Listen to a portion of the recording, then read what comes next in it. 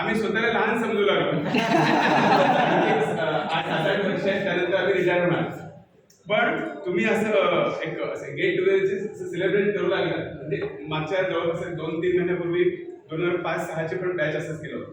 मग त्यामुळे आता आम्हाला काय वाटतं, आम्ही रिटायरमेंटच्या वे मध्ये आहोत. पण येस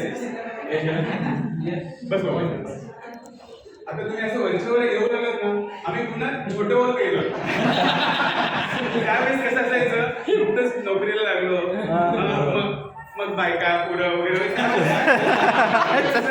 आता आमच्या मुलांचं पुढं काय भवितव्य काय असेल बाबा, जॉबमध्ये थोडंसं स्टेबिलिटी यायला पाहिजे ह्या विचारात आहे. म्हणजे वेळ किती फास्ट जातो हे कळतच नाही. आणि तुम्ही पण सगळे एकदम वेल सेटल्ड आहात. नाही जरी झाला, यू आर ट्राईंग दॅट, म्हणजे तुम्ही प्रयत्न करू लागता. खूप छान वाटतं. असे तुम्ही जर आमच्याकडून गेलेले विद्यार्थी लाईफमध्ये सक्सेस मिळवले ना, खूप प्रसन्न वाटतं. आम्हाला फक्त एवढंच पाहिजे, बाकीचं दुसरं काहीच अपेक्षा नाही. तुम्ही तुमच्या लाईफमध्ये एक बेस्ट नागरिक म्हणून तुम्ही म्हणजे यायला पाहिजे, म्हणजे तयार व्हायला पाहिजे आणि आपलं मदत कोणाला राहायला पाहिजे. जेवढं शक्य प्रत्येक वेळेस शिक्षकाचं काय काम असतं की आपल्या विद्यार्थ्यांना चांगलं सांगायला पाहिजे आणि तो चांगला एक भारताचा नागरिक म्हणून घडायला पाहिजे. एवढंच आमचं अपेक्षा असतं.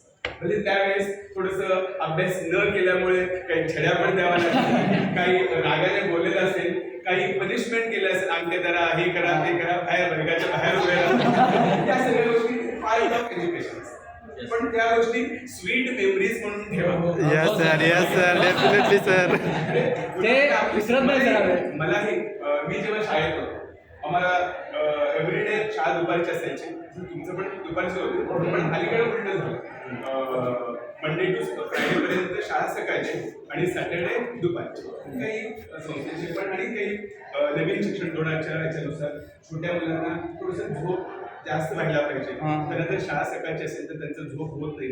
या कारणामुळे मोठ्या मुलांना सकाळी आणि छोट्या मुलांना दुपारी असं एक शासनाचं एक ट्रेंड आहे. येस लेट कमर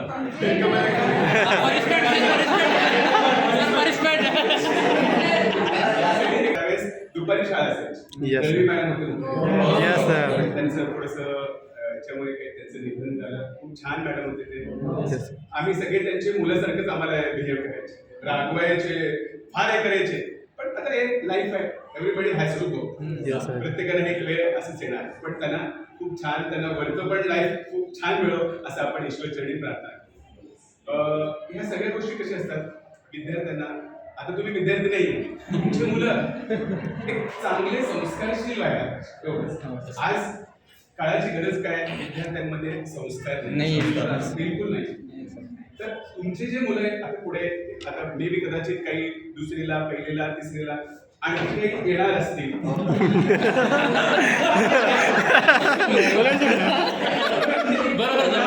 चांगले संस्कार आपण असं प्राऊड फील व्हायला पाहिजे की माझी मम्मी, माझे पप्पा